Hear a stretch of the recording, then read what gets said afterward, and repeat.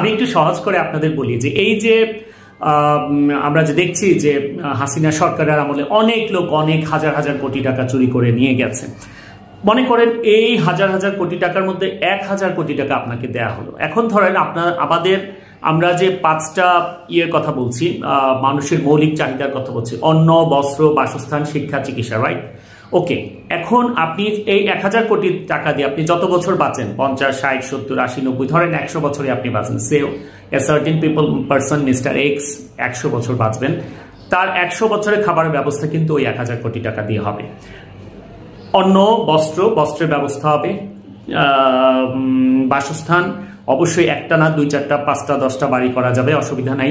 শিক্ষা, তিনি যে পর্যন্ত পড়াশোনা করতে চান, অনার্স, মাস্টার্স, পোস্ট গ্রাজুয়েশন, তারপর diploma, PhD, masters, what ever the degree he or she wants to get, সবগুলোই এই টাকার মধ্যে কভার হবে। বাট চিকিৎসা কোনোদিন কভার হবে না, কারণ ওনার ডায়াবেটিস কোনোদিন ভালো হবে না এই 1000 কোটি টাকা দিয়ে, প্রেশার কখনো ভালো হবে না, অ্যাডভান্স ক্যান্সার কখনো ভালো হবে না, হার্টের রোগ পুরোপুরি ভালো হবে না, কিডনি সমস্যা যেটা কিনা ক্রনিক সেটা কখনোই ভালো হবে না।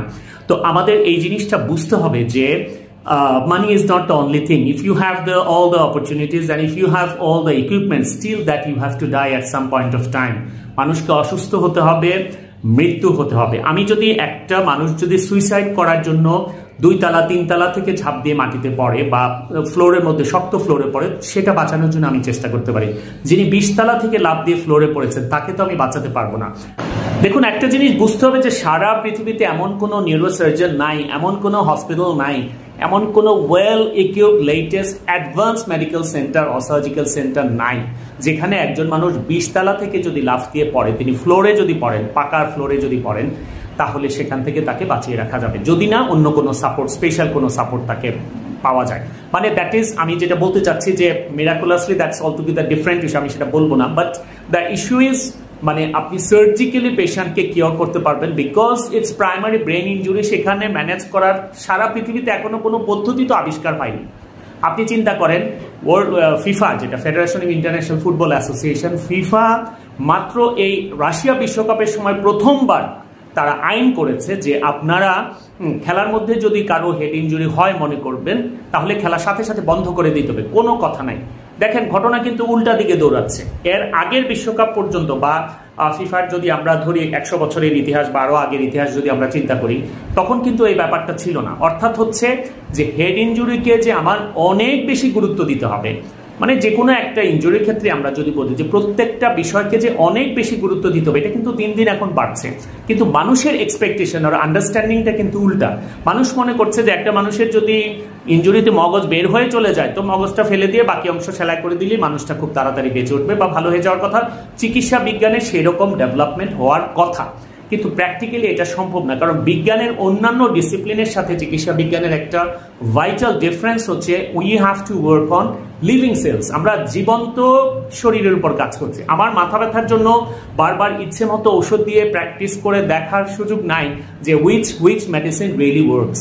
বারবার কেউ যদি রিসার্চ মেডিসিন আমার শরীরে প্রবেশ করাতে চায়, আমি তাকে অ্যালাউ করতেও পারি, নাও পারি। কিন্তু আপনি একটা মোবাইল ফোন যদি আপনার ভালো না লাগে, একটা অ্যাপ যদি আপনার পছন্দ না হয়, সেটা ফেলে দিয়ে you just can try to develop more and more apps. As a scientist you can try to develop something more, no problem.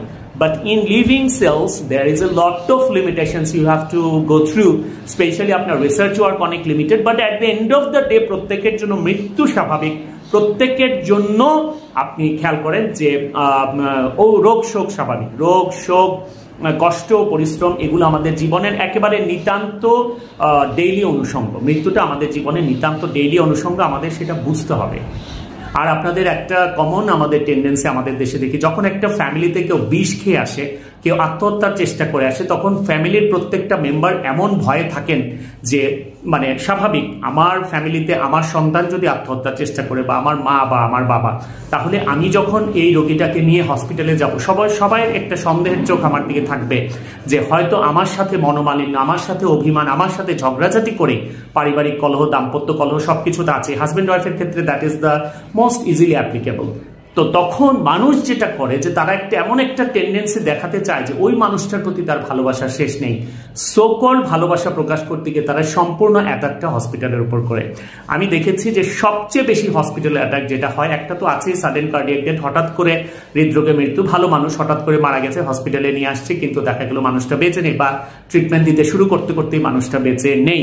অথচ আপনি দেখবেন যে খোদ আমেরিকা যুক্তরাষ্ট্রে তাদের নিজস্ব যে সরকারি ওয়েবসাইট, সেখানে কিন্তু তারা বলেছে, সিডিসি আটলান্টা ইউএসএ, যেটা আমরা করোনার সময় খুব বেশি ব্যবহার করেছি, তাদের কথাবার্তা শুনেছি, সেটা হচ্ছে যে 47% সাডেন কার্ডিয়াক ডেথের রোগী উইদাউট এনি হসপিটাল ট্রিটমেন্ট তারা মারা যাবে। অর্থাৎ হসপিটাল পর্যন্ত আপনি নিতে পারবেন বা নাও পারবেন, বা ঘরেও মারা যেতে পারে, অথবা হসপিটাল পর্যন্ত নিতে ট্রিটমেন্ট ঠিক মতো শুরু করতে করতে মানুষ মারা যাবে। তাহলে আপনি বলতে পারেন যে এই যে এত ডেভেলপমেন্টের হেলথে, সেটা কিসের জন্য? ওই যে 47-এর বাইরে যে 53%, সেটাকে আরো দিনকে দিন কতটুকু বাড়ানো যায় সেদিকে। এখন ওই ব্যাপারটাতে আসি, এটা তো গেল সাডেন কার্ডিয়াক ডেথের ক্ষেত্রে। ওই ব্যাপারটাতে আসি যে ওই যে বিষ খাওয়া রোগীগুলোর ক্ষেত্রে যেটা হয়, পারিবারিকভাবে তাদের সবার একটা ভয় থাকে যে I will be in an illegal dispute, আমি একটা আইনি জটিলতা পড়ে যাচ্ছি, বিতর্কে পড়ে যাচ্ছি, এন্ড দ্যাটস ওয়াই তারা ওভার রিয়াক্ট করার চেষ্টা করে, তারা রোগীর প্রতি খুব বেশি খুব সহানুভূতিশীল হওয়ার চেষ্টা করে, রোগীকে জোর করে ধরে জোরে চিৎকার চেঁচামেচি করতে থাকে, এবং right at the same time they start vandalism in hospitals. যে হসপিটালে থাকে সেখানে ভাঙচুর করে, ডাক্তারের উপর আক্রমণ করে, সিস্টারদের উপর আক্রমণ করে, all the health care workers hospital দারুণ। এবং এখনকার দিনে হসপিটাল তো গ্লাস একটু বেশি থাকে, গ্লাস ভাঙা একটা সাম কাইন্ড অফ সুখ তারা পায়। But at the end of that it's like that proving each and every one that I love my family member, যিনি মরতে এসেছেন। তো ওই ব্যক্তির বিষ খাওয়াটা কোনো দোষের না, বিষতলা থেকে লাফ দেওয়াটা কোনো দোষের না, দোষ হয়ে গেল ডাক্তারের। Such a disappointment.